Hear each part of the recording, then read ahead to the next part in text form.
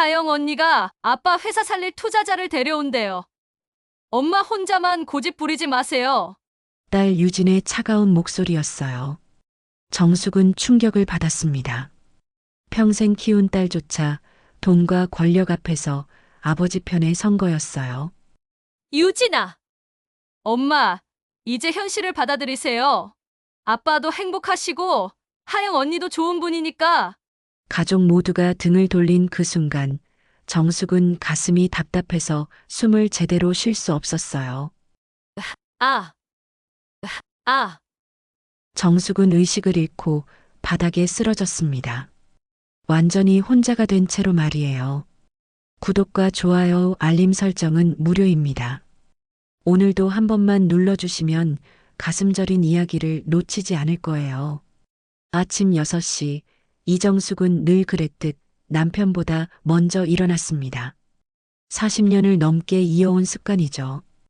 부엌에서 찬물로 세수를 하고 거울을 보며 한숨을 쉽니다. 언제부턴가 거울 속 여자는 낯선 사람 같았어요. 주름살이 깊어지고 어깨는 구부정해졌지만 그보다 더 이상한 건 눈빛이었습니다. 예전엔 분명 반짝이던 게 있었는데 이제는 그저 무덤덤하기만 했어요. 오늘은 남편 강철수의 퇴직 파티가 있는 날입니다. 중소기업 대표로 일하던 철수가 마침내 은퇴를 하게 된 거죠. 정숙은 냉장고를 열어 파티 음식 재료들을 확인했어요. 갈비찜, 잡채, 각종 전류와 과일까지.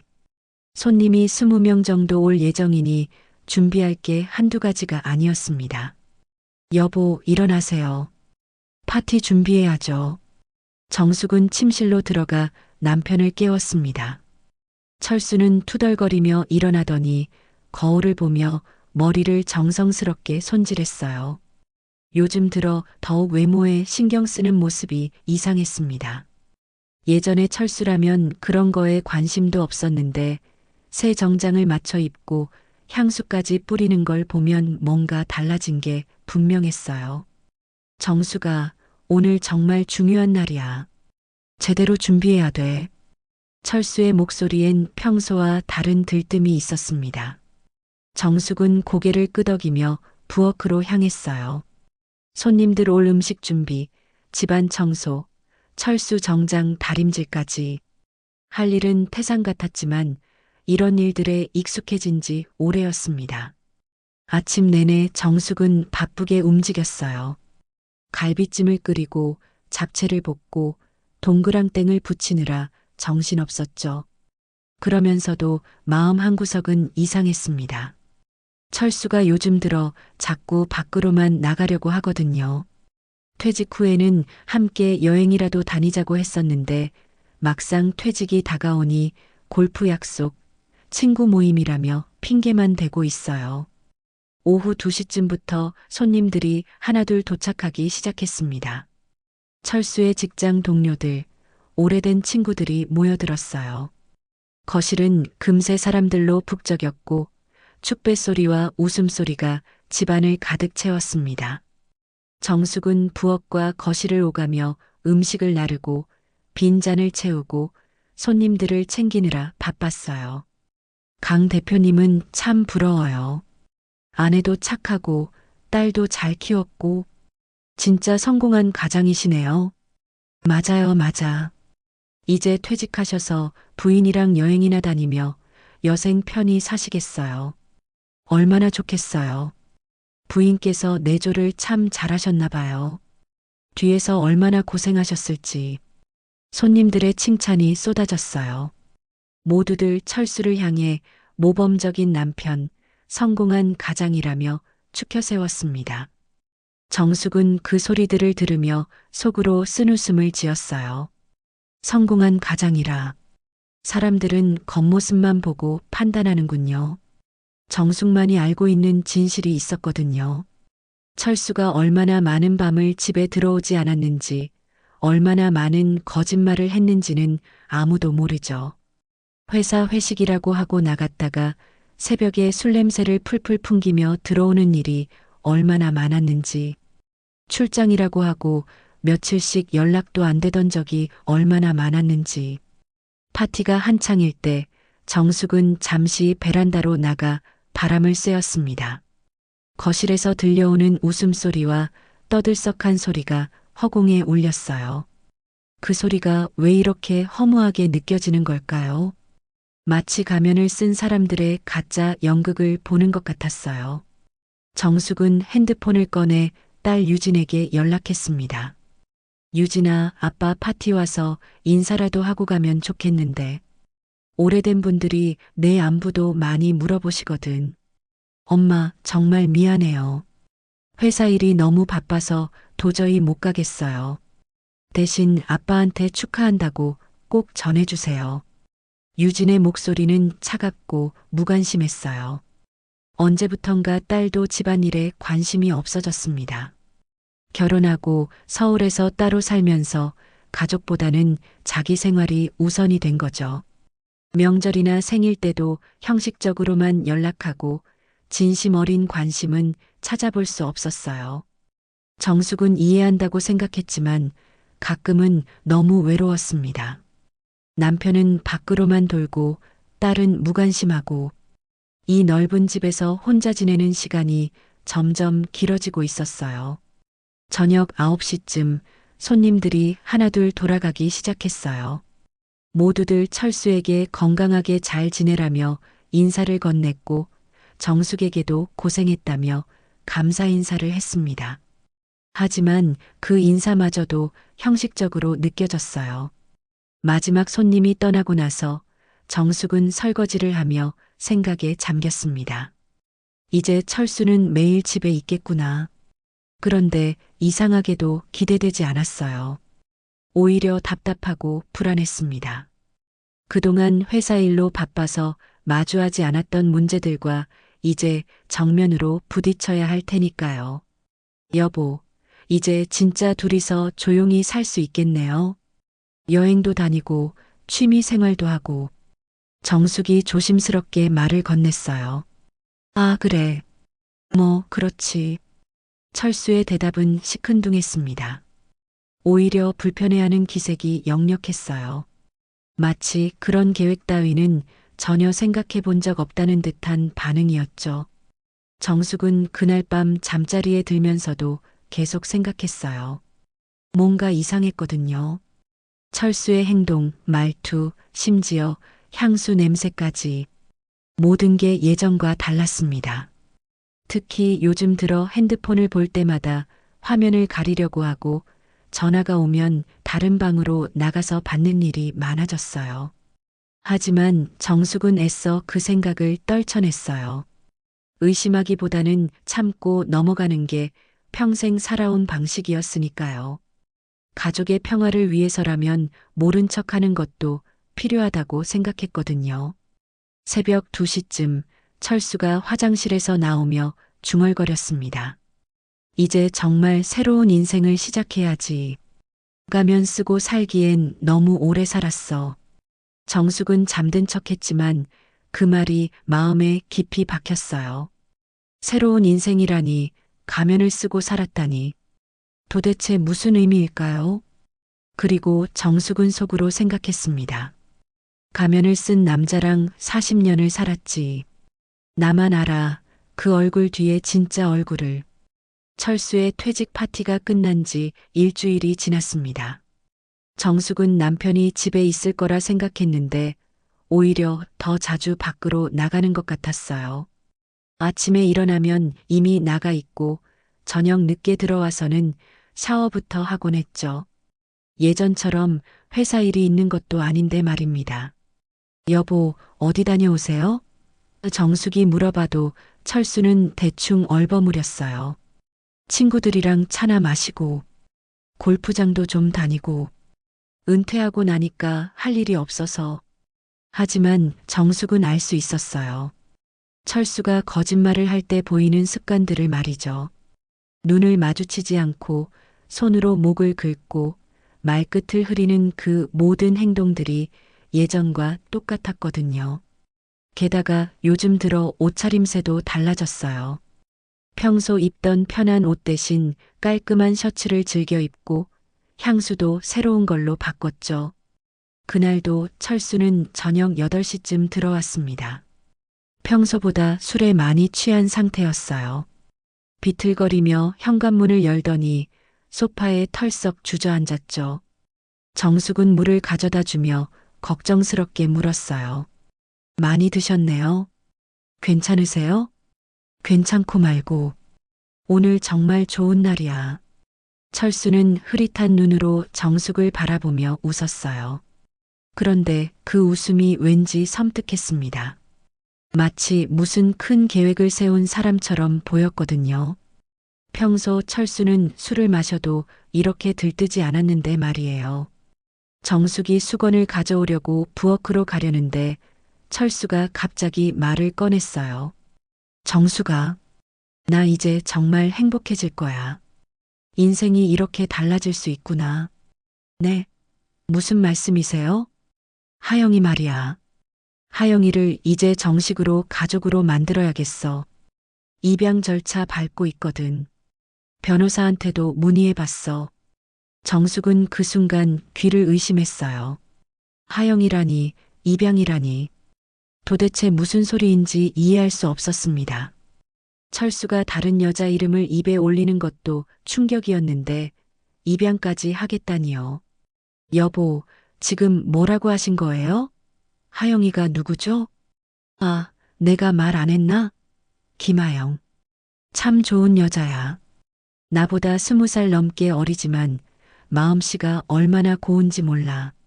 나한테는 두 번째 기회거든. 철수의 눈빛이 반짝였어요. 마치 연애하는 20살 청년처럼 말이죠.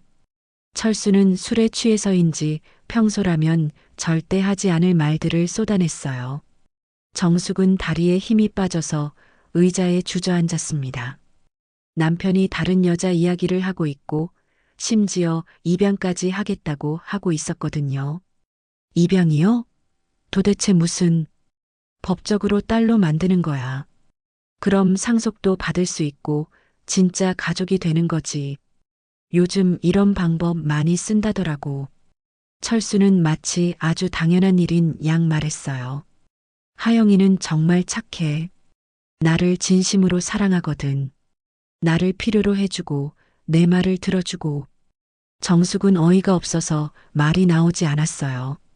입양을 통해 다른 여자를 가족으로 만들겠다니 이런 일이 실제로 일어날 수 있는 건가요?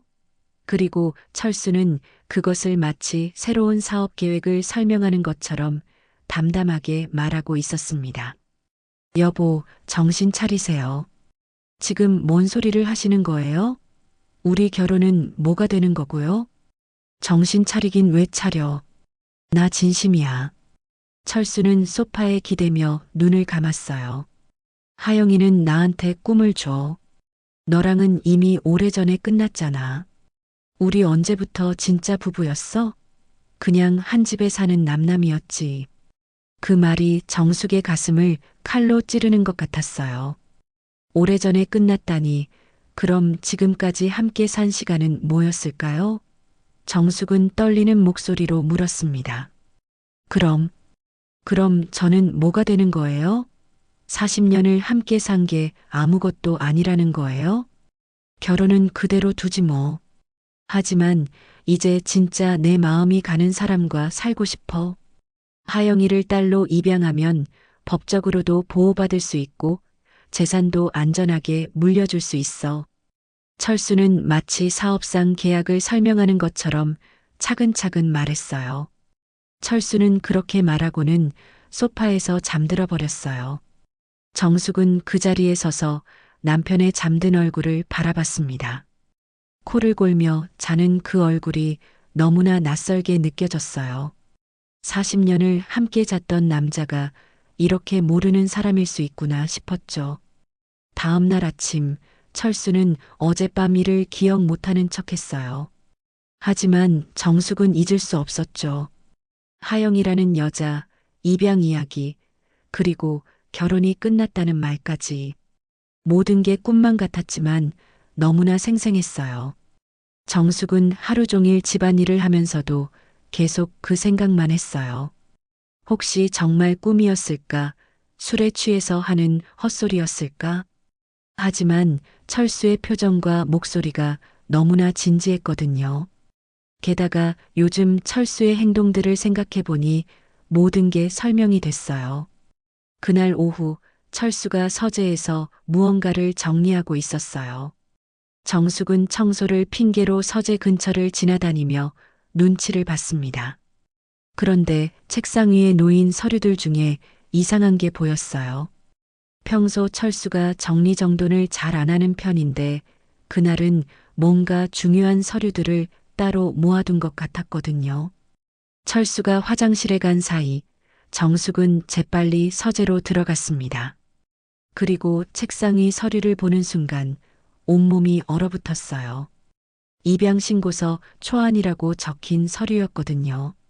그리고 거기에는 김하영녀 45세라는 이름이 또박또박 적혀 있었어요. 보호자란에는 강철수라고 남편 이름이 쓰여 있었고요. 정숙은 그 서류를 보며 무릎이 떨렸어요. 어젯밤 철수의 말이 농담이 아니었구나. 정말로 다른 여자를 딸로 입양하려고 하고 있었던 거예요. 서류에는 공증까지 받을 예정이라고 적혀 있었어요. 서류를 자세히 보니 더 충격적인 내용들이 있었어요. 김하영의 주소, 직업, 심지어 은행 계좌번호까지 적혀 있었거든요. 그리고 서류 뒷면에는 철수의 필기로 메모가 빼곡히 적혀 있었어요. 상속 관련 법적 검토 필요, 부동산 명의 이전 방안, 세금 절약 효과, 생전증여, BS 상속 비교 후 배우자 유류분 대응 방안. 정숙은 그 메모를 보는 순간 모든 게 이해됐어요. 이건 단순한 감정 문제가 아니었어요. 철수는 치밀하게 계획을 세우고 있었던 거죠. 김하영을 딸로 입양해서 재산을 물려주려는 계획이었고, 심지어 정숙의 상속권까지 차단하려고 하고 있었던 거예요. 미쳤어. 정말 미쳤어. 정숙은 중얼거리며 서류를 내려놓았어요. 손이 너무 떨려서 제대로 들 수도 없었죠. 옆에는 변호사 명함도 놓여 있었어요. 가족법 전문이라고 적힌 명함이었죠. 그때 화장실에서 물 내리는 소리가 들렸어요. 철수가 나오고 있었던 거죠. 정숙은 재빨리 서재를 나와 부엌으로 향했어요. 하지만 머릿속은 완전히 하얘졌습니다. 가슴이 너무 빨리 뛰어서 숨쉬기도 힘들었어요. 철수가 거실로 나와서 소파에 앉으며 말했어요. 정수가 저녁 뭐 해 먹을까? 오늘은 뭔가 특별한 걸로 해보자. 평상시와 똑같은 목소리, 똑같은 표정이었어요. 마치 아무 일도 없었던 것처럼 말이죠. 정숙은 그런 철수를 보며 등골이 오싹했어요. 어떻게 이렇게 태어날 수 있을까요? 이게 진짜 가족을 만든다는 거야? 입양이 아니라 이건 지옥 입장권이었어. 정숙은 그날 밤 잠들지 못했어요. 옆에서 코를 골며 자는 철수를 바라보며 생각했죠. 40년을 함께 산 남편이 이렇게 낯선 사람일 수 있구나. 그리고 이제 어떻게 해야 할지 정말 모르겠었어요. 하지만 한 가지는 분명했습니다. 이대로 당하고만 있을 수는 없다는 거였죠. 입양 신고서를 본 다음 날 정숙은 잠을 한숨도 못 잤습니다. 새벽 5시부터 부엌에 앉아 커피를 마시며 생각에 잠겼어요. 어떻게 해야 할까요? 그냥 모른 척하고 넘어갈 수도 없고 그렇다고 당장 따질 용기도 나지 않았어요. 40년 동안 참고 견디며 살아온 습관이 하루아침에 바뀔 리는 없었으니까요. 오전 9시쯤 철수가 일어나 세수를 하고 나왔습니다. 평소보다 더 정성스럽게 차려입었어요. 새로 산 와이셔츠에 넥타이까지 매고 향수도 듬뿍 뿌렸죠. 마치 누군가 중요한 사람을 만나러 가는 것처럼 말이에요.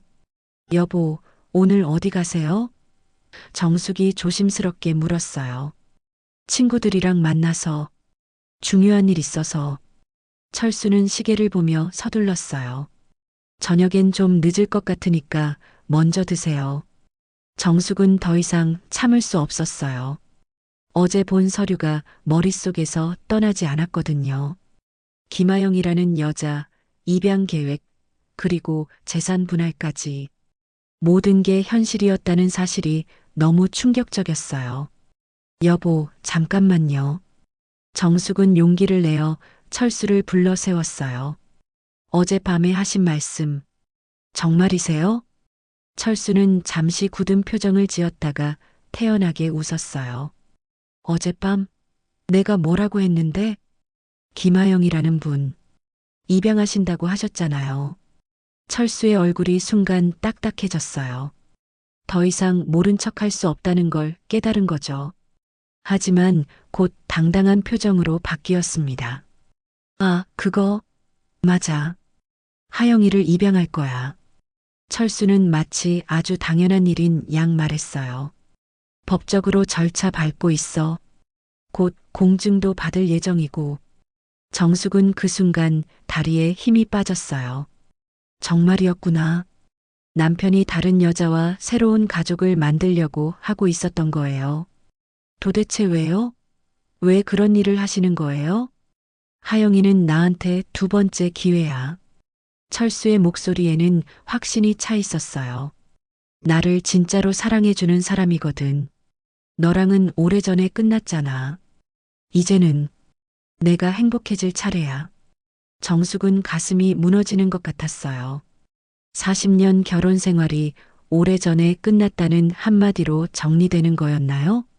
그럼 저는 뭐가 되는 거예요? 우리 딸 유진이는 뭐고요? 결혼은 그대로 두잖아. 하지만 진짜 내 마음은 하영이한테 있어. 유진이는 글쎄 자기 일로도 바쁘잖아. 철수는 냉정하게 말했어요. 하영이를 법적으로 딸로 만들면 상속도 깔끔하게 정리되고. 정숙은 그제서야 모든 걸 이해했어요. 이건 단순한 불륜이 아니었어요. 철수는 김하영에게 재산을 물려주기 위해 입양이라는 수단을 쓰려고 하고 있었던 거죠. 미쳤어요. 정말 미쳤어요.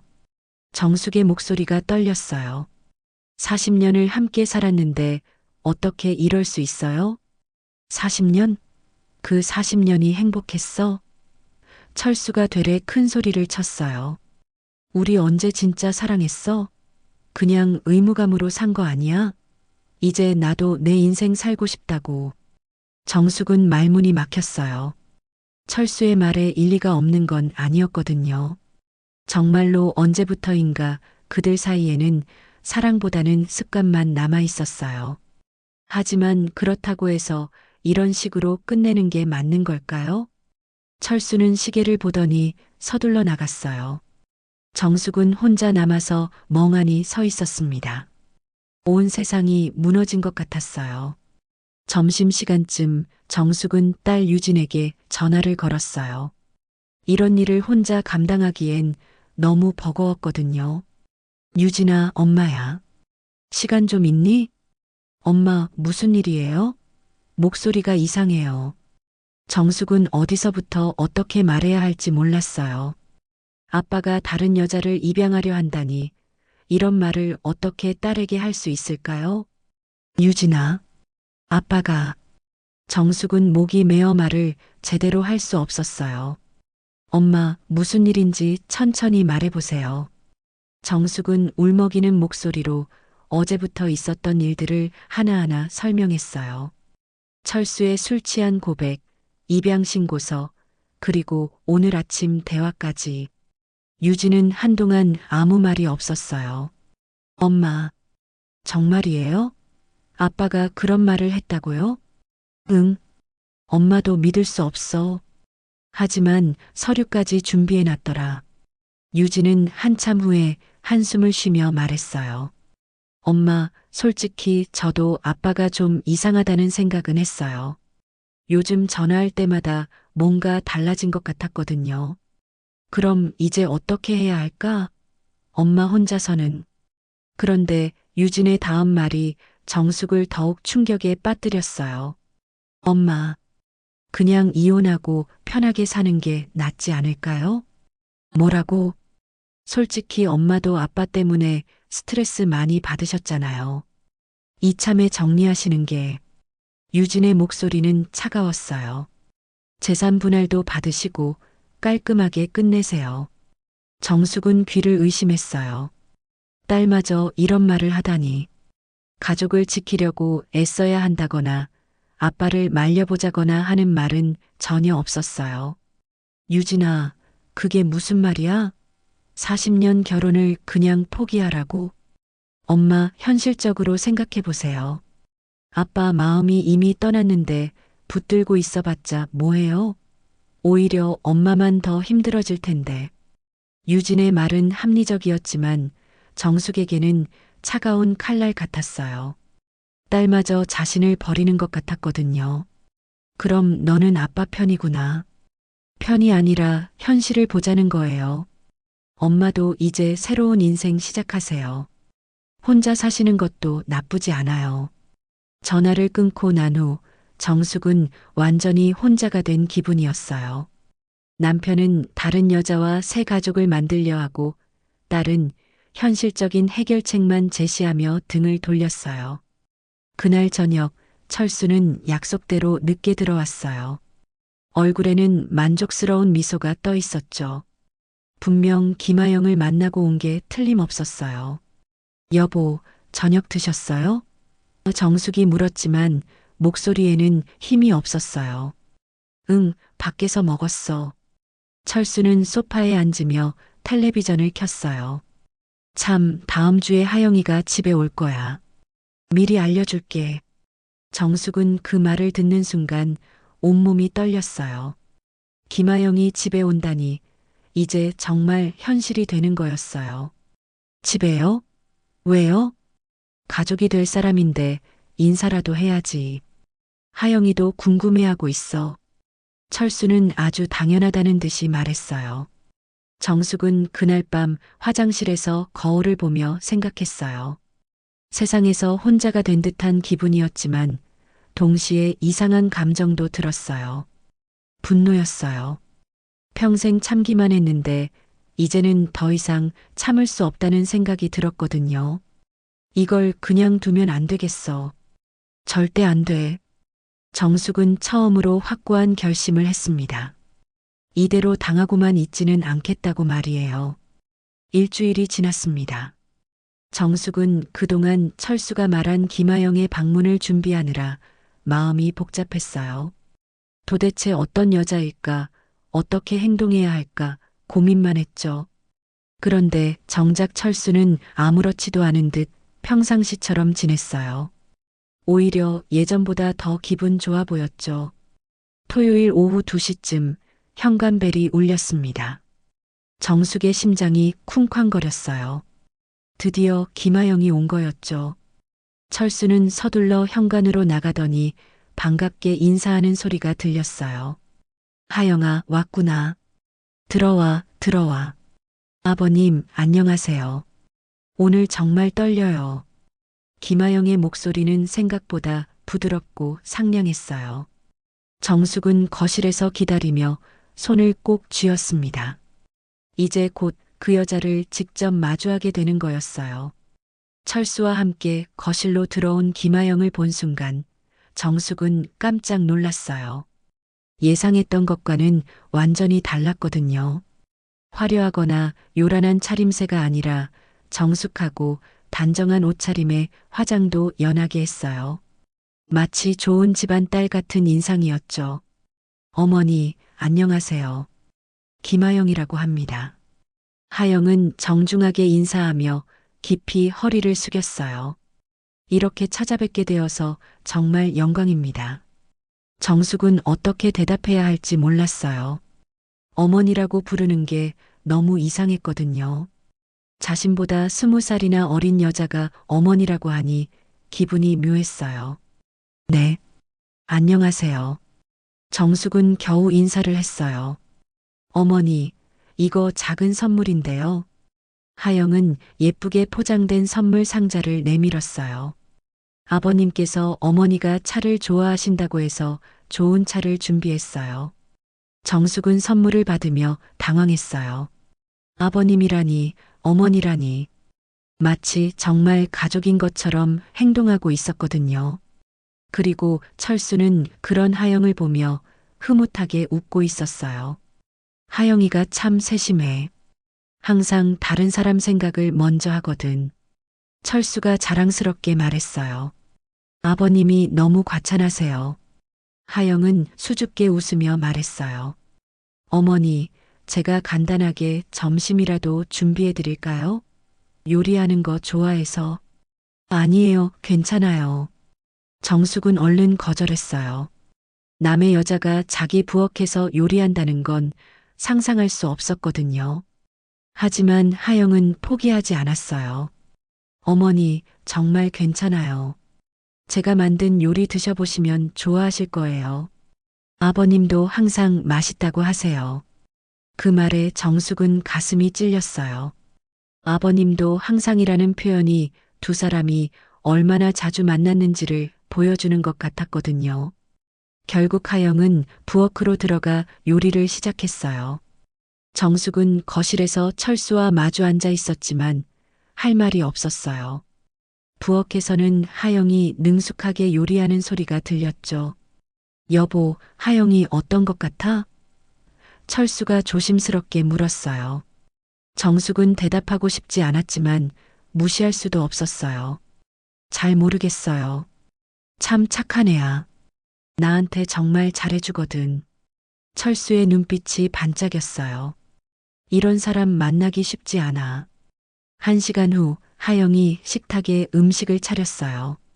갈비찜, 나물 반찬, 미역국까지. 정성스럽게 만든 게 분명했어요. 정숙은 인정하고 싶지 않았지만 요리 솜씨가 꽤 좋아 보였어요. 어머니, 앉으세요. 제가 좋아하는 반찬들로 준비했어요. 하영은 정숙의 자리까지 챙겨주며 말했어요.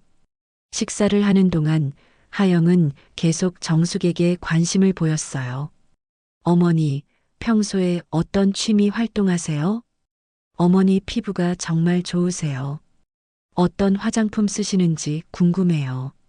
아버님께서 어머니 자랑을 정말 많이 하세요. 내조를 잘하신다고. 하영의 말은 모두 공손하고 상냥했어요. 하지만 정숙은 뭔가 이상한 느낌을 받았어요. 너무 완벽한 것 같았거든요. 마치 연기를 하는 것처럼 말이에요. 하영 씨는 어떤 일을 하세요? 정숙이 물어봤어요. 저는 작은 사업을 하고 있어요. 온라인 쇼핑몰 운영하고 있거든요. 하영은 웃으며 대답했어요. 요즘 많이 바빠졌어요. 사업이 잘 되고 있거든요. 그래요? 다행이네요. 네, 아버님께서 많이 도와주셔서 가능했어요. 정말 감사하죠. 그 말을 들은 정숙은 가슴이 답답했어요. 철수가 하영의 사업을 도와주고 있다니 어느 정도까지 관계가 진전된 건지 알 수 있었거든요. 식사가 끝나고 하영은 설거지까지 자처했어요. 어머니는 쉬세요. 제가 할게요. 아니에요, 제가.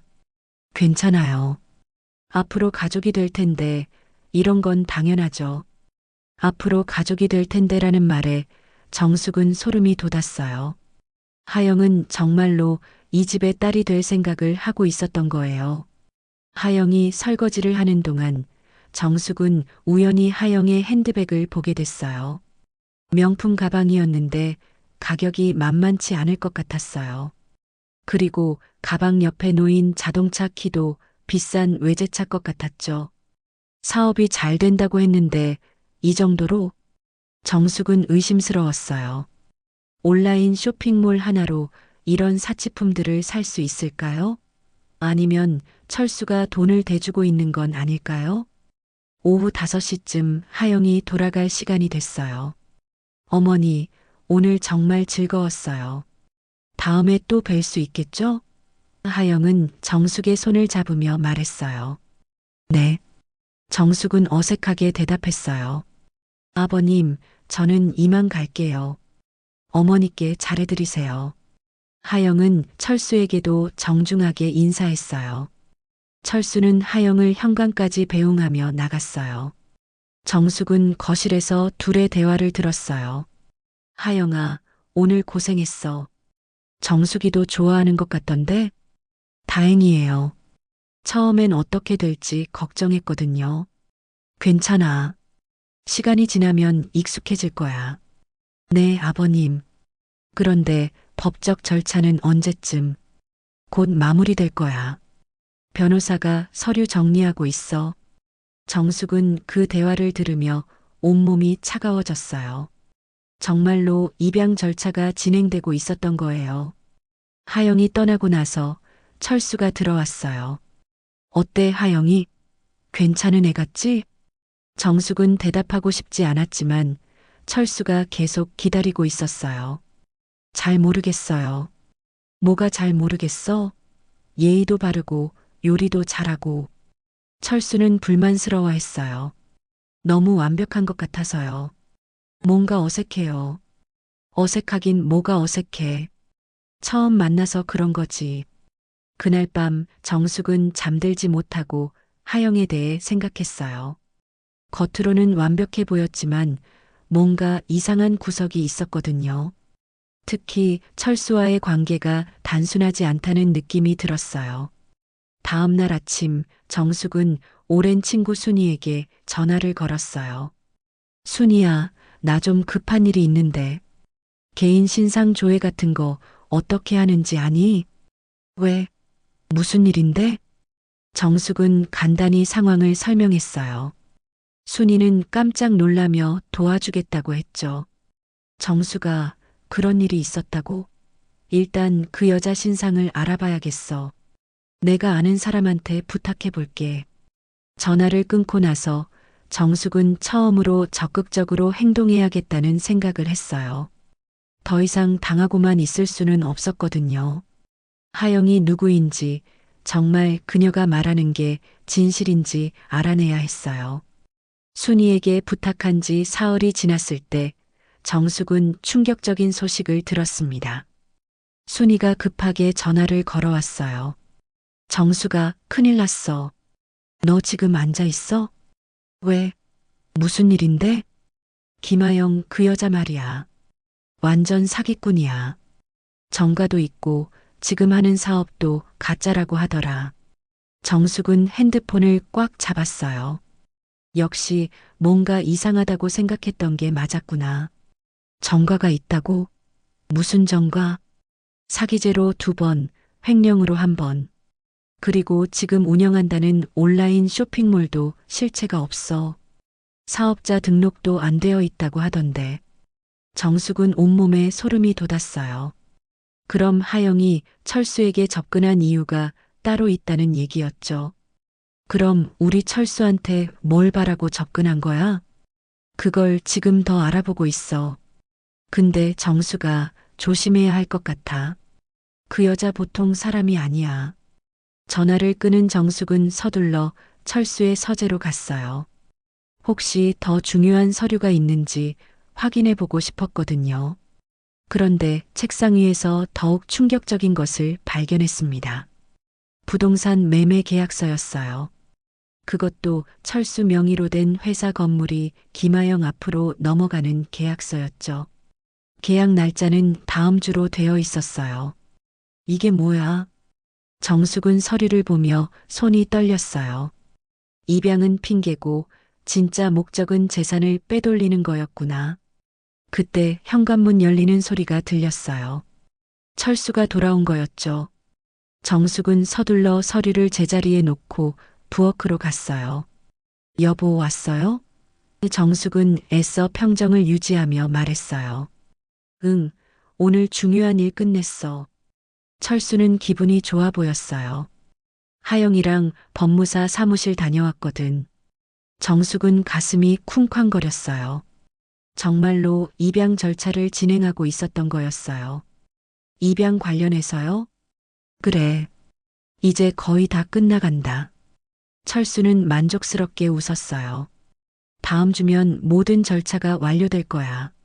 정숙은 더 이상 참을 수 없었어요. 알고 있는 사실을 말해야겠다고 생각했죠. 여보, 김하영 그분에 대해서 좀 알아봤는데. 알아봤다고? 뭘 알아봤는데? 그분 전과가 있더라고요. 사기죄로. 철수의 얼굴이 순간 굳어졌어요. 하지만 곧 화를 내며 소리쳤어요. 뭘 함부로 알아봐. 하영이가 무슨 잘못했다고.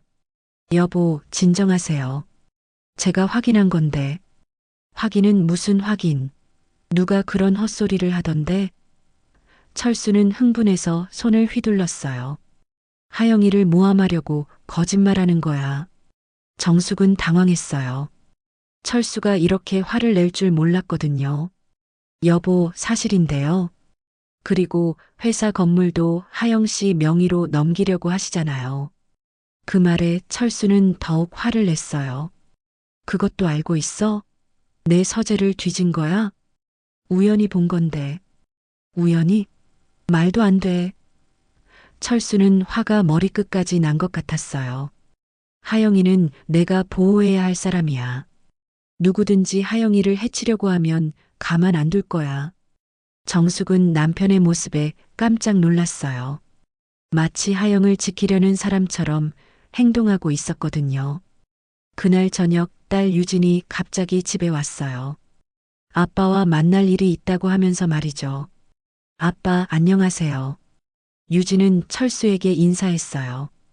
유진이 왔구나. 무슨 일로? 아빠, 하영 언니 만났거든요. 정숙은 깜짝 놀랐어요. 유진이 하영을 만났다니요? 하영이를 만났다고? 언제? 어제요. 하영 언니가 먼저 연락했어요. 만나서 얘기하자고. 정숙은 불안했어요. 하영이 유진에게 뭘 말했을까요? 뭘 얘기했는데? 철수가 관심 있게 물었어요. 하영 언니가 아빠 회사 살릴 투자자를 데려온다고 하더라고요. 그래서 제가 찬성한다고 했어요. 정숙은 그 말을 듣는 순간 온몸이 얼어붙었어요. 딸마저 하영의 편에 선 거였어요. 유진아, 너도 속은 거야. 그 사람 사기꾼이라고. 엄마, 왜 그러세요? 하영 언니가 뭘 잘못했다고 그래요? 유진의 목소리는 차가웠어요. 정가도 있고 사업도 가짜라니까. 그런 얘기 어디서 들었어요? 하영 언니는 정말 좋은 분이에요.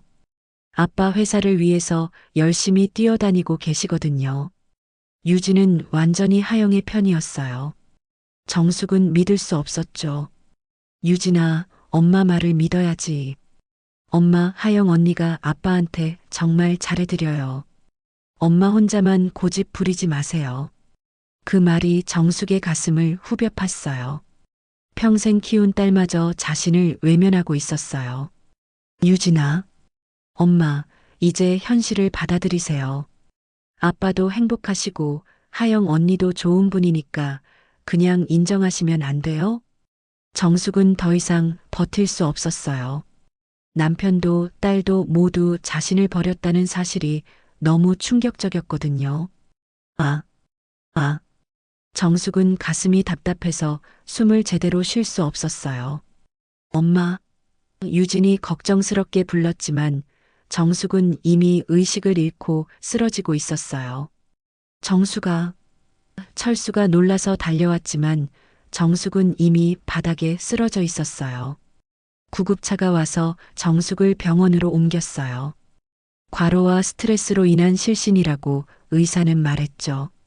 병원 침대에서 눈을 뜬 정숙은 천장을 바라보며 생각했어요. 가족 모두가 날 버렸구나. 남편은 다른 여자와 새 가족을 만들려 하고 딸은 그 여자의 편에 서서 엄마를 외면했어요.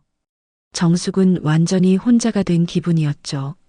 하지만 그때 정숙의 마음속에 새로운 감정이 들었어요. 분노였어요. 평생 참고 희생만 했는데 이렇게 버림받아야 하는 거였나요? 내가 무너지면 이 집안 다 무너지는 거야. 정숙은 중얼거리며 주먹을 꽉 쥐었어요. 이제 더 이상 당하고만 있지 않겠다고 다짐했죠. 병원에서 이틀을 보낸 정숙은 퇴원했습니다. 집에 돌아왔을 때 철수는 평소와 다름없이 거실에서 텔레비전을 보고 있었어요. 정숙이 쓰러져서 병원에 실려갔는데도 별로 신경 쓰지 않는 것 같았죠. 왔어? 괜찮아? 철수는 시선을 텔레비전에서 떼지도 않고 물었어요. 네, 괜찮아요. 정숙은 짧게 대답했어요. 더 이상 기대하지 않기로 마음먹었거든요. 정숙은 방에 들어가 침대에 누워 생각했어요. 병원에서 혼자 보낸 시간 동안 많은 것들을 정리할 수 있었거든요. 이제 무엇을 해야 할지도 분명해졌어요.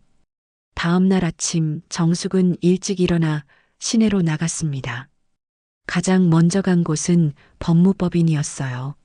친구 순이가 소개해준 변호사를 만나기 위해서였죠. 안녕하세요. 김정민 변호사입니다. 변호사는 중년 여성으로 인상이 날카로우면서도 신뢰감이 있었어요. 정숙은 지금까지의 상황을 자세히 설명했어요. 철수의 입양 계획, 김하영의 정체, 재산 이전 시도까지 모든 것을 말했죠. 상당히 복잡한 사안이네요. 김 변호사는 메모를 하며 고개를 끄덕였어요. 우선 3가지 소송을 동시에 준비해야겠어요. 혼인 파탄 소송, 재산 분할 소송, 그리고 입양 무효 소송입니다. 입양 무효 소송이요? 네, 만약 입양이 사기 목적이라면 법적으로 무효화할 수 있어요. 특히 김하영 씨가 정가자라면 더욱 유리하죠. 정숙은 희망을 느꼈어요. 아직 늦지 않았다는 생각이 들었거든요. 그런데 준비할 자료가 많아요. 남편분의 재산 목록, 김하영 씨의 신상 정보, 그리고 사기 행위의 증거들이 필요해요. 제가 할 수 있는 건 다 하겠어요. 법무법인을 나온 정숙은 다음 목적지로 향했습니다. 철수가 다니던 회사였어요. 거기서 철수의 전 비서 박미연을 만나기로 했거든요. 사모님, 정말 오랜만이에요. 미연은 반갑게 인사했지만 얼굴에는 걱정이 어려 있었어요. 미연 씨, 부탁이 있어서 왔어요. 혹시 김하영 그 여자 때문인가요? 정숙은 놀랐어요. 미연도 하영에 대해 알고 있었던 거였어요. 어떻게 아셨어요? 사장님이 그 여자 때문에 완전히 달라졌어요. 회사 돈도 빼돌리고 중요한 계약서들도 다 그 여자 이름으로 바꾸려고 하고. 미연은 자세한 이야기를 들려줬어요. 철수가 하영을 만난 후 회사 경영에 소홀해졌고 심지어 회사 자금을 개인적으로 사용하기 시작했다는 거였어요. 사모님, 저는 그 여자가 사장님한테 접근한 목적이 따로 있다고 생각해요. 어떤 목적이요? 사장님 회사 명의로 된 부동산들이 꽤 많거든요. 그걸 노리고 있는 것 같아요.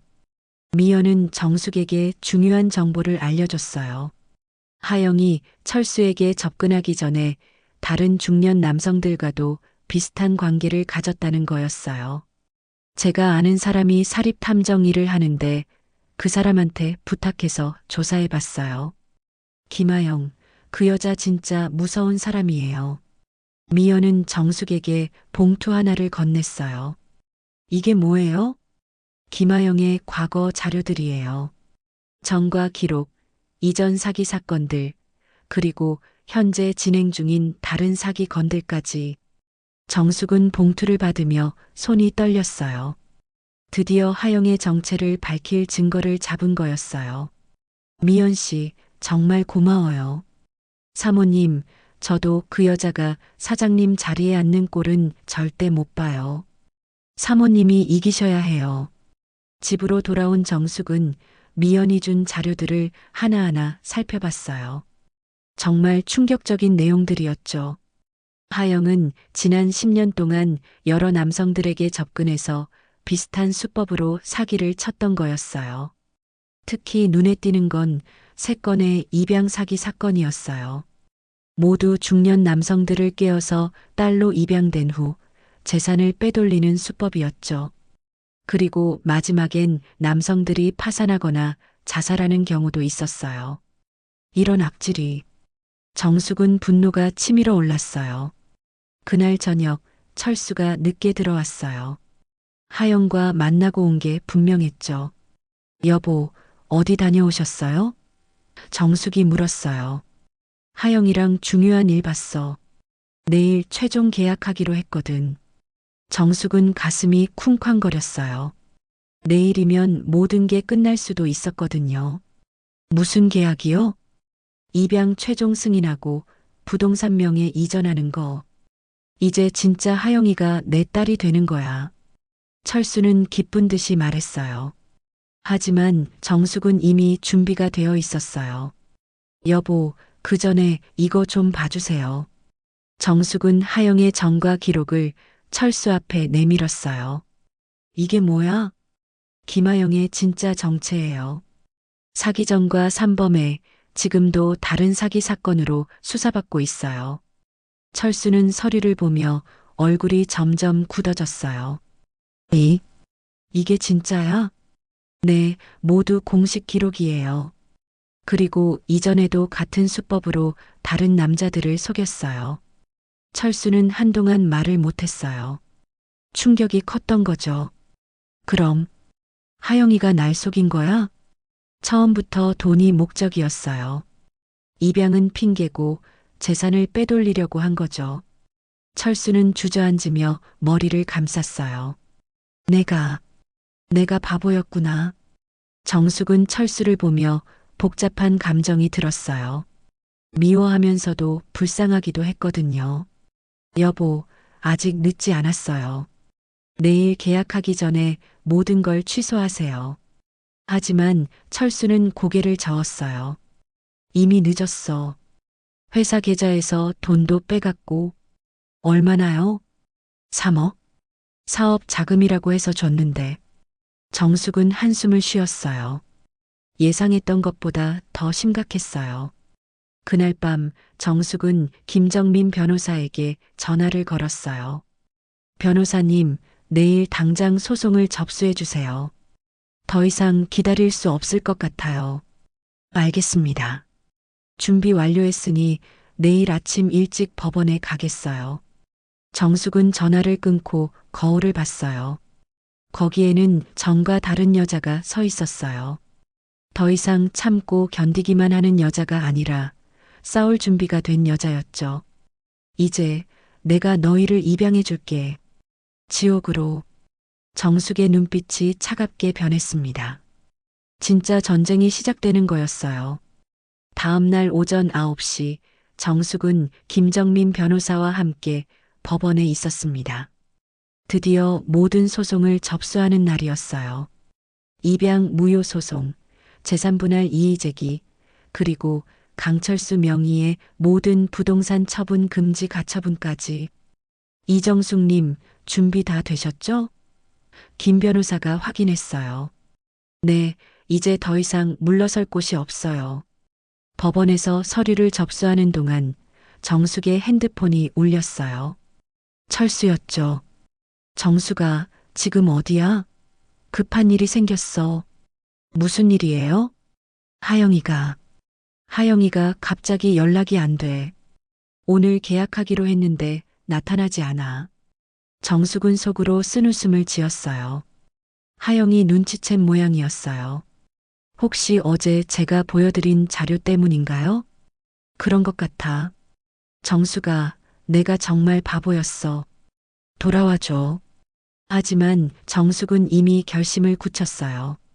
여보, 너무 늦었어요. 이미 법원에 모든 소송을 접수했거든요. 전화 너머로 철수의 당황하는 소리가 들렸어요. 뭐라고? 소송을? 입양 무효, 재산 분할, 그리고 부동산 처분 금지 가처분까지요. 이제 여보 마음대로 할 수 없어요. 정숙은 전화를 끊고 변호사와 함께 법원을 나섰어요. 이제 진짜 싸움이 시작되는 거였죠. 오후 2시쯤 정숙은 집에 돌아왔어요. 거실에는 철수가 소파에 앉아 멍하니 있었어요. 얼굴이 완전히 상한 것 같았죠. 여보 왔어요? 정숙은 담담하게 인사했어요. 정숙아, 내가 정말 잘못했어. 다시 예전으로 돌아가자. 예전으로요? 어느 예전 말씀이세요? 철수는 대답하지 못했어요. 사실 그들에게 좋았던 예전이라는 게 있었는지 의문이었거든요. 그때 현관벨이 울렸어요. 정숙이 문을 열어보니 경찰관 2명이 서 있었어요. 이정숙님 맞으신가요? 네, 그런데요. 김아영 씨 고발 건으로 참고인 조사를 위해 왔습니다. 정숙은 깜짝 놀랐어요. 벌써 수사가 시작된 거였나요? 경찰관들이 거실로 들어와 철수와 정숙에게 질문을 시작했어요. 강철수님, 김아영 씨로부터 사기를 당했다고 신고가 들어왔는데 맞습니까? 철수는 당황하며 말을 더듬었어요. 그게 사기라고 할 수는 김아영 씨가 입양을 빌미로 재산을 편취하려 했다는 신고입니다. 어떻게 알게 되셨습니까? 정숙이 대신 대답했어요. 제가 조사해서 알아냈어요. 김아영은 전과 3범 사기범이고 이전에도 같은 수법을 썼거든요. 경찰관은 정숙이 준비한 자료들을 받아보더니 고개를 끄덕였어요. 상당히 체계적으로 준비하셨네요. 이 자료들이 수사에 큰 도움이 될 것 같습니다. 그럼 김아영을 잡을 수 있나요? 네, 이미 수배령이 내려졌습니다. 곧 체포될 것 같아요. 경찰이 돌아간 후 철수는 완전히 풀이 죽어 있었어요. 정수가 정말 미안해. 내가 어떻게 이런 일을. 여보, 미안하다고 해서 끝날 일이 아니에요. 그때 정숙의 핸드폰에 문자가 왔어요. 뉴스 속보였죠. 입양 사기범 김아영, 긴급 체포, 피해자 다수 확인. 정숙은 핸드폰 화면을 철수에게 보여줬어요. 봐요, 벌써 뉴스에 났어요. 철수는 뉴스를 보며 얼굴이 하얘졌어요. 자신도 피해자 중 하나로 언급될 가능성이 높았거든요. 저녁 무렵 딸 유진이 급하게 집에 왔어요. 뉴스를 보고 온 거였죠. 아빠, 엄마, 이게 정말이에요? 유진의 얼굴은 충격으로 가득했어요. 유진아. 철수는 고개를 들지 못했어요. 하영 언니가 사기범이라고요? 그럼 제가 속은 거예요? 정숙은 딸을 바라봤어요. 이제서야 진실을 깨달은 유진의 모습이 안쓰러웠지만 한편으로는 당연하다는 생각도 들었어요. 유진아, 엄마가 처음부터 말했잖아. 뭔가 이상하다고. 엄마, 정말 죄송해요. 유진은 무릎을 꿇고 정숙에게 사죄했어요. 제가 엄마 말을 안 듣고 하영 언니 편을 들었어요. 정숙은 복잡한 마음이었어요. 딸의 사과를 받아줘야 할지 아니면 더 혼을 내야 할지 모르겠었거든요. 유진아, 일어나. 이미 지난 일이야. 엄마, 정말 미안해요. 앞으로는 엄마 말씀만 들을게요.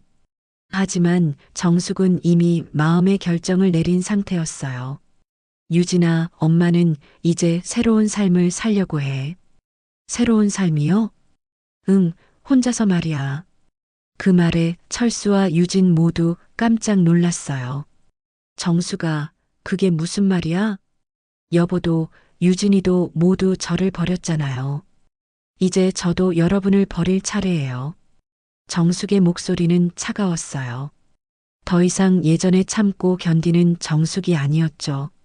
엄마, 그렇게 말씀하지 마세요. 저희가 잘못했어요. 잘못했다고 해서 모든 게 용서되는 건 아니야. 다음 날 아침 정숙은 일찍 일어나 짐을 쌌어요. 많지 않았어요. 옷가지 몇 벌과 중요한 서류들 뿐이었죠. 정수가 어디 가는 거야? 철수가 놀라서 물었어요. 제 새로운 집으로요. 새로운 집? 네, 바닷가 작은 마을에 집을 하나 구했어요. 거기서 혼자 살 거예요. 정숙은 이미 모든 것을 준비해뒀어요. 철수 몰래 작은 전셋집을 구하고 생활비도 따로 마련해뒀죠. 정수가 제발 나 혼자 두고 가지 마. 철수는 애원했지만 정숙의 마음은 이미 굳어 있었어요. 여보, 내가 날 버릴 땐 쉬웠지. 하지만 내가 널 버릴 땐 너는 다 잃게 될 거야. 정숙은 짐을 들고 현관으로 향했어요. 뒤에서 철수와 유진이 따라왔지만 정숙은 돌아보지 않았어요. 엄마. 유진이 울먹이며 불렀어요. 정숙은 잠시 멈춰서서 뒤를 돌아봤어요. 유진아, 엄마는 이제 내 이름으로 살 거야. 누구의 아내도 누구의 엄마도 아닌 그냥 이정숙으로 말이야. 현관문이 닫히는 소리와 함께 정숙의 새로운 인생이 시작됐습니다. 그날 오후 김하영 체포 소식이 대대적으로 보도됐어요. 피해자가 10여 명에 달하고 피해 금액도 수십억 원에 이른다는 내용이었죠. 철수도 피해자 중 하나로 언급됐어요. 철수는 텔레비전 앞에 앉아 멍하니 뉴스를 봤어요. 회사에서는 이미 쫓겨났고 사회적으로도 망신을 당했죠. 그리고 무엇보다 아내마저 떠나버렸어요. 내가 모든 걸 잃었구나. 철수는 빈집에서 혼잣말을 중얼거렸습니다. 1년이 지났습니다. 정숙은 동해안의 작은 마을에 정착해서 살고 있었어요. 바다가 보이는 작은 집이었죠. 매일 아침 바다를 바라보며 커피를 마시는 것이 새로운 일상이 되었습니다. 철수는 결국 회사에서 해고당했어요. 김하영 사기 사건이 언론에 크게 보도되면서 사회적 신용도 완전히 잃었죠. 집도 팔아야 했고 지금은 작은 원룸에서 혼자 살고 있어요. 가끔 정숙에게 용서를 구하는 편지를 보내지만 정숙은 읽지도 않고 버렸어요.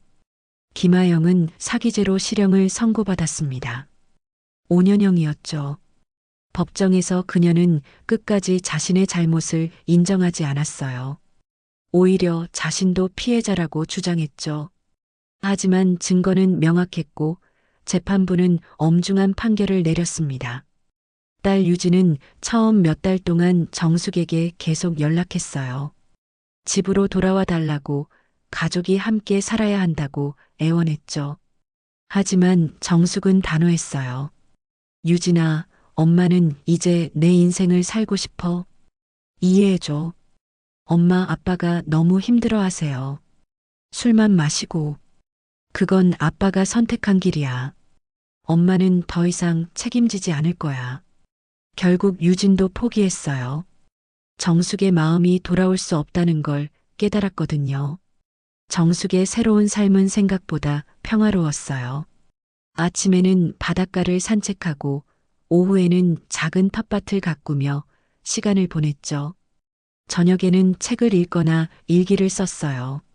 마을 사람들은 정숙을 따뜻하게 받아들였어요. 서울에서 온 조용한 여자라고만 알고 있었죠.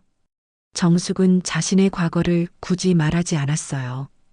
여기서는 그냥 이정숙이면 충분했거든요. 어느 날 정숙은 마을 카페에서 편지를 쓰고 있었어요. 일기장에 쓰는 편지였죠. 가족이라는 말에 속아 내 삶을 다 져버렸어. 40년을 남편의 아내, 딸의 엄마로만 살았지. 내가 누구인지, 뭘 좋아하는지도 모르고 살았어. 정숙은 펜을 멈추고 창밖을 바라봤어요. 파도가 잔잔히 밀려오고 있었어요. 이제는 나 하나만을 위해 살아볼게.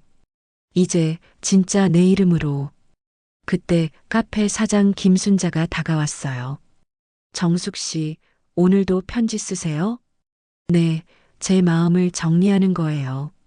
좋은 일이에요. 사람은 자기 마음을 들여다볼 시간이 필요하거든요. 순자는 60대 초반의 여성으로 남편을 일찍 여의고 혼자 카페를 운영하고 있었어요. 정숙과 비슷한 처지였죠. 순자 씨는 혼자 사는 게 외롭지 않으세요? 처음엔 외로웠죠. 하지만 이제는 자유로워요. 누구 눈치 보지 않고 내가 하고 싶은 대로 살 수 있잖아요. 순자의 말에 정숙은 고개를 끄덕였어요. 정말 그랬어요. 처음엔 외로웠지만 이제는 자유로웠어요. 저녁 무렵 정숙은 바닷가를 걸으며 생각했어요. 1년 전의 자신과 지금의 자신이 완전히 달라졌다는 걸 느꼈거든요. 예전엔 항상 누군가를 위해 살았어요. 남편을 위해, 딸을 위해, 가족을 위해. 자신의 행복은 늘 뒤로 미뤘죠. 하지만 이제는 달랐어요. 자신을 위해 살고 있었어요. 집에 돌아온 정숙은 거울을 봤어요. 거기에는 평온한 표정의 여자가 서 있었어요. 주름은 있었지만 눈빛은 맑았어요. 오랜만에 진짜 웃음을 짓고 있는 자신을 발견했죠. 그날 밤 정숙은 마지막 편지를 썼어요. 철수야, 유진아. 엄마는 이제 행복해. 처음으로 진짜 행복을 느껴봐. 너희를 미워하지는 않아. 하지만 용서하지도 않을 거야. 그게 엄마가 선택한 길이야. 40년 동안 가족을 위해 희생했던 시간이 아깝지 않아. 그 시간이 있었기 때문에 지금의 소중함을 알 수 있거든. 혼자라는 게 외로운 게 아니라 자유로운 거라는 걸 이제야 알았어. 정숙은 편지를 접어서 서랍에 넣었어요. 더 이상 과거를 붙잡고 있을 필요가 없었거든요. 몇 달 후 정숙은 마을에서 작은 꽃집을 열었어요. 어릴 때부터 꽃을 좋아했는데 그동안 그 꿈을 잊고 살았던 거였어요. 이제야 자신이 진짜 좋아하는 일을 찾은 거였죠. 꽃집은 작았지만 정겨웠어요. 정숙은 매일 꽃들을 돌보며 행복을 느꼈어요. 손님들도 하나둘 늘어갔죠. 어느 날 젊은 여성 손님이 꽃집에 왔어요. 사장님, 저 결혼해요. 부케 만들어 주실 수 있나요? 축하해요. 어떤 꽃으로 하고 싶으세요? 흰 장미요. 순수한 사랑을 의미한다면서요. 정숙은 예쁜 부케를 만들어주며 말했어요. 결혼하시면 서로 존중하며 사세요. 희생만 하지 마시고 자신도 사랑하는 걸 잊지 마세요. 네, 무슨 말씀이세요? 아무것도 아니에요. 그냥 행복하세요. 젊은 여성이 떠나고 나서 정숙은 웃었어요. 자신도 모르게 조언을 하고 있었던 거였어요. 과거의 경험이 누군가에게는 도움이 될 수 있겠다는 생각이 들었죠. 그날 저녁 정숙은 바닷가에 앉아 일기를 썼어요. 오늘 젊은 신부에게 부케를 만들어줬다. 그 아이를 보니 예전에 내가 생각났어. 20살에 철수와 결혼할 때의 나 말이야. 그때는 사랑이면 모든 걸 이겨낼 수 있다고 믿었는데. 하지만 이제는 알아. 사랑도 중요하지만 자신을 잃지 않는 게 더 중요하다는 걸. 누군가를 사랑한다고 해서 자신을 버릴 필요는 없다는 걸. 파도 소리가 정숙의 마음을 편안하게 해줬어요. 1년 반이 지난 어느 봄날, 정숙은 꽃집에서 봄꽃 부케를 만들고 있었어요. 그때 딸 유진이 갑자기 찾아왔어요. 엄마. 정숙은 깜짝 놀랐지만 당황하지 않았어요. 유진아, 어떻게 여기까지? 엄마를 찾고 있었어요. 이야기하고 싶어서. 유진은 많이 야위어 보였어요. 아마 힘든 시간을 보냈을 거예요. 엄마, 저 이제 알겠어요. 엄마가 왜 떠나셨는지. 그래. 네, 저도 결혼하면서 깨달았어요. 가족이라는 이름으로 서로에게 상처 줄 수 있다는 걸. 정숙은 딸을 바라봤어요. 많이 성숙해진 것 같았어요. 유진아, 엄마는 너를 미워하지 않아. 하지만 예전으로 돌아갈 생각은 없어. 알아요. 저도 엄마를 다시 가족으로 묶어두고 싶지 않아요. 그냥 가끔 안부 정도만 물어봐도 될까요? 정숙은 처음으로 딸에게 진짜 웃음을 보여줬어요. 그 정도는 괜찮아. 유진이 돌아간 후 정숙은 바다를 바라보며 생각했어요. 진정한 가족은 서로를 묶어두는 게 아니라 서로의 자유를 인정해주는 거였어요. 그날 밤 정숙은 마지막 일기를 썼어요. 이제 정말 자유로워졌다. 누구의 아내도 누구의 엄마도 아닌 그냥 이정숙으로 살고 있어. 외롭지 않냐고? 전혀. 나는 이제 진짜 행복해. 정숙은 일기장을 덮고 창밖을 바라봤어요. 달빛이 바다를 환하게 비추고 있었어요. 파도가 잔잔히 밀려오고 이정숙의 얼굴에는 처음으로 진정한 평온한 미소가 떠올랐습니다. 40년을 다른 사람을 위해 살았지만 이제는 자신을 위해 살고 있었어요. 그리고 그것이 진짜 행복이라는 걸 깨달았죠.